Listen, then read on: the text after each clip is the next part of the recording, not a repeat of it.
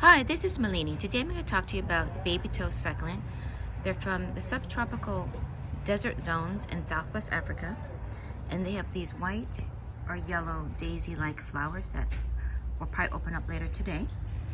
Now the baby toes prefer filtered sun outdoors. They're winter growers, which means they have special needs. In the summer, you don't want to water it unless the soil is dry. And you can tell when the baby toes needs water is when the leaves actually shrink or become wrinkled, and that's a good time to water it. Now in the wintertime, you water about every 2 weeks, and one of the common causes for the baby toes dying is when it gets too much water.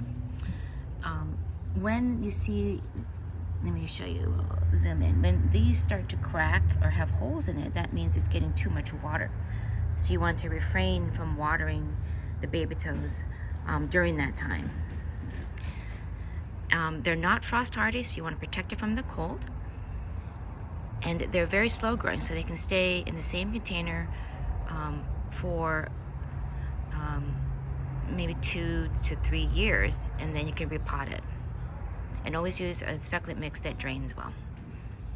Thank you for watching.